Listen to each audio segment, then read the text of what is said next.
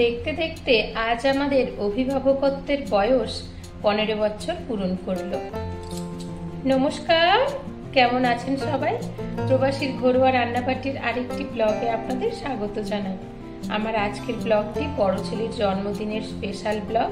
আর এই জন্মদিন উপলক্ষে আজ একটি চিংড়ি মাছের খুবই জনপ্রিয় পদ বানিয়েছি, আর তারই রেসিপিটিও দিয়ে রাখলাম আজকের ভিডিওর মধ্যে। আজ দেখতে দেখতে আমাদের অভিভাবকত্বের বয়স 15 বছর পূরণ করলো। আজ আমার বড় ছেলে তমজিতের জন্মদিন। আপনাদের সবার কাছ থেকে আমি আমার ছেলের জন্য আশীর্বাদ এবং ভালোবাসা চেয়ে নিচ্ছি।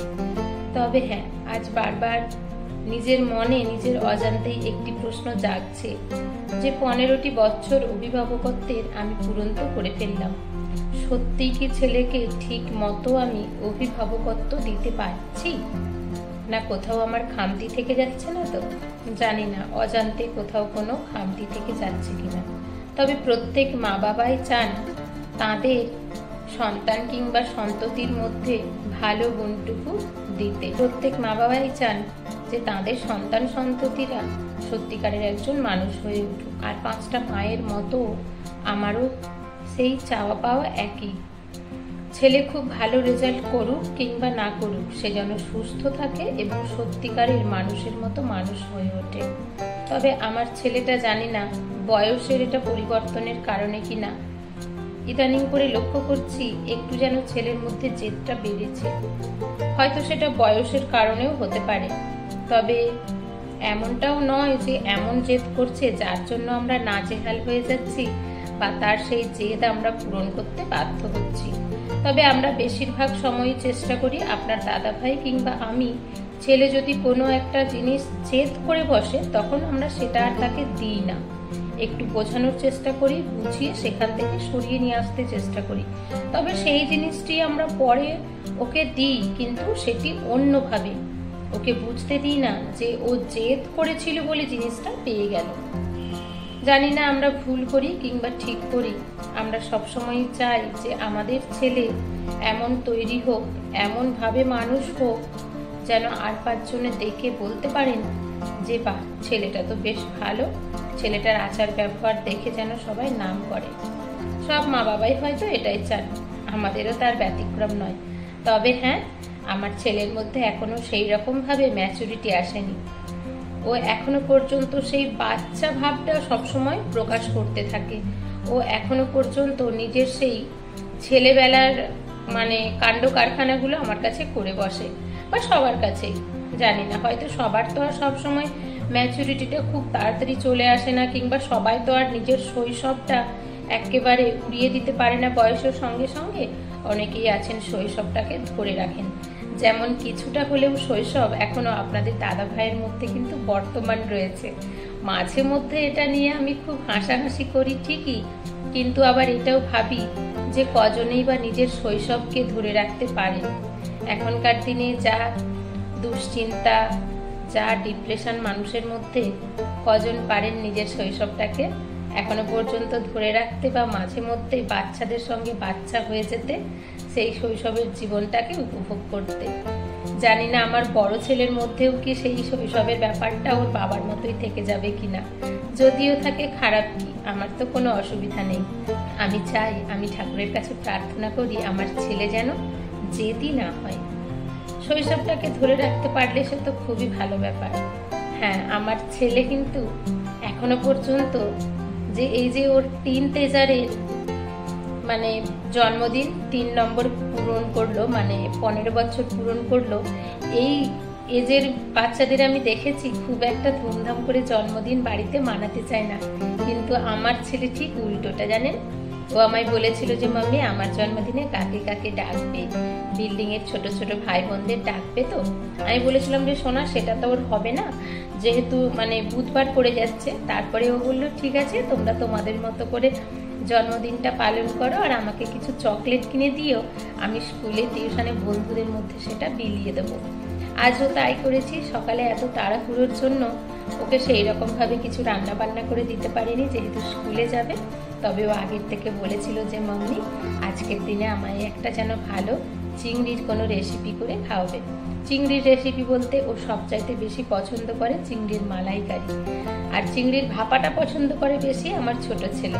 তো চিংড়ির মালাইকারি আজ বানিয়েছি, তারই একটি ছোট্ট রেসিপির ভিডিও আজকের ব্লগটির সঙ্গে রইল। আপনারা দেখুন, আশা করি নিশ্চয়ই ভালো লাগবে। আপনারা তো আপনাদের মতো করে চিংড়ির মালাইকারি বানান। আজকের দিনে কে রান্না পারে না বলুন তো, সবাই পারে।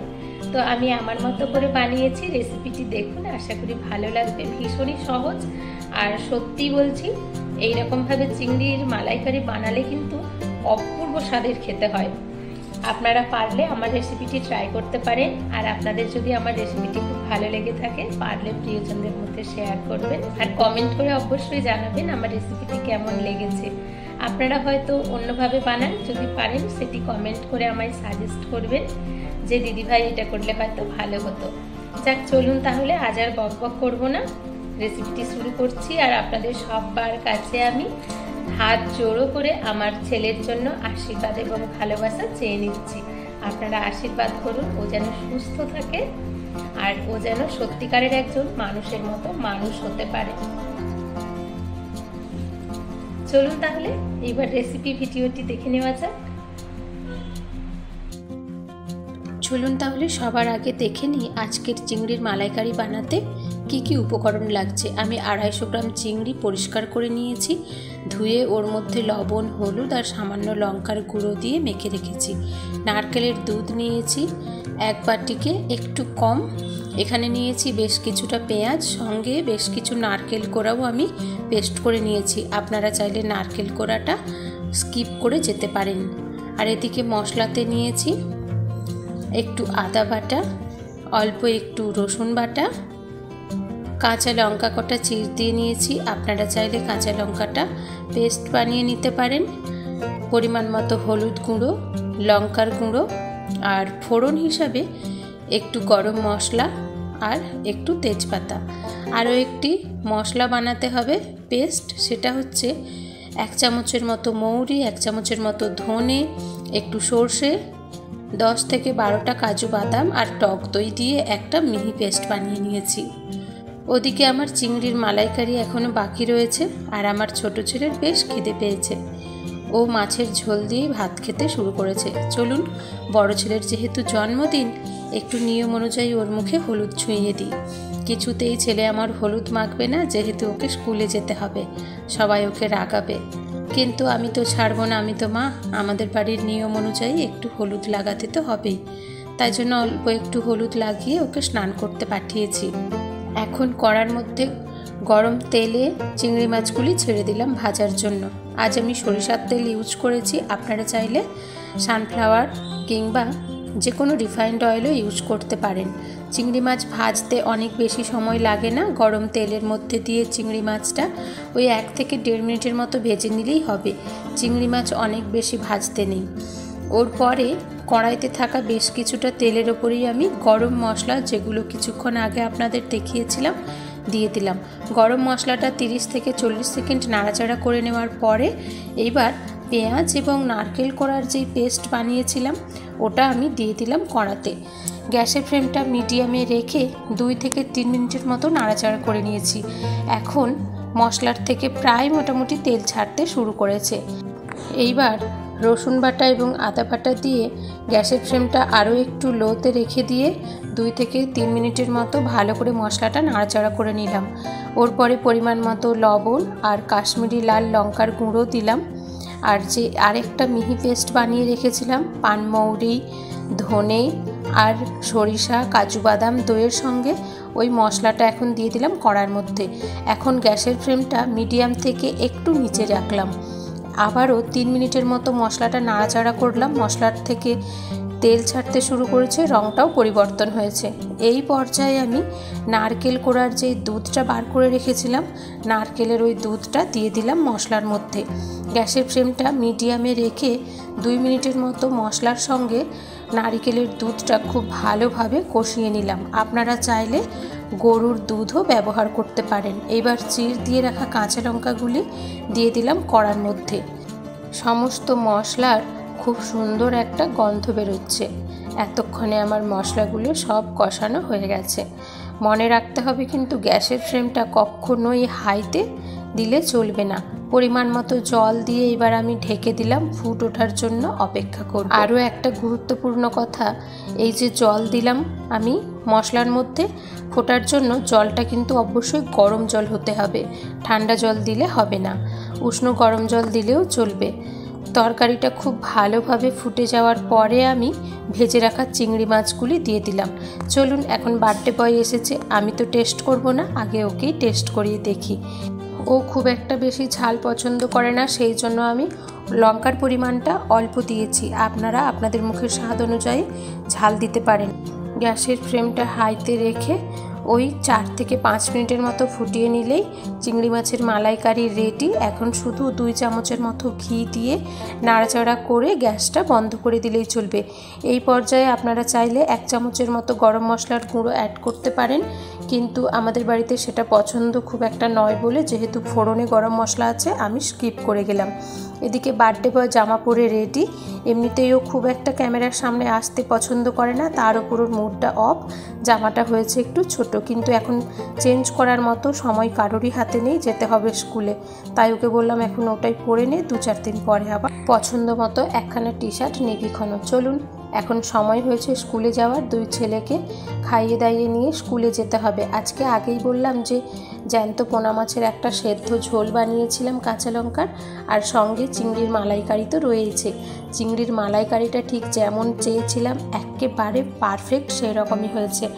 আপনারা চাইলে এইরকমভাবে চিংড়ির মালাইকারি বানিয়ে খেয়ে দেখতে পারেন, কিন্তু সত্যি ভীষণ সুস্বাদু হয়। 2 ছেলেকে স্কুলে দিয়ে ফিরছি এখন বাড়ি।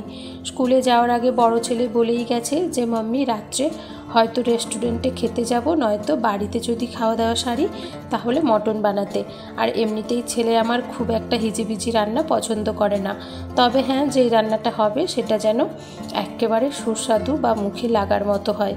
তাই ভাবছি এখনই বাড়ি ফেরার পথে কিছু মটন নিয়ে চলে যাব আর ম্যারিনেশন করে রেখে দেব। স্কুল থেকে ছেলেদের বাড়ি নিয়ে যখন ফিরবো সন্ধ্যাবেলা শুধুমাত্র একটু পায়েস আর ওই মটন রান্না করব, আর যদি পারি তো একটা কিছু ভেজে দেবো। আর চিংড়ির মালাইকারি তো রয়েইছে। আর রাত্রে ফেরার সময় কাজ থেকে আপনাদের দাদাভাইকে বলেছি ছোটোখাটো একটা কেক নিয়ে চলে আসতে। জন্মদিন পালনের পরের ব্লগটি নিশ্চয়ই আপনাদের সঙ্গে শেয়ার করব। আর আমার আজকের চিংড়ির রেসিপিটি আপনাদের কেমন লাগলো পারলে একটি কমেন্ট করে জানাবেন, ভালো লাগলে একটি লাইক করে দেবেন। খুব ভালো লাগলে প্রিয়জনদের সঙ্গে শেয়ার করতে ভুলবেন না যেন। সবাই ভালো থাকবেন, সুস্থ থাকবেন, সাবধানে থাকবেন। আপনাদের সঙ্গে খুব শীঘ্রই দেখা হচ্ছে একটি কোনো নতুন ব্লগ নিয়ে। এতটা সময় সঙ্গে থাকার জন্য অনেক ধন্যবাদ জানাই।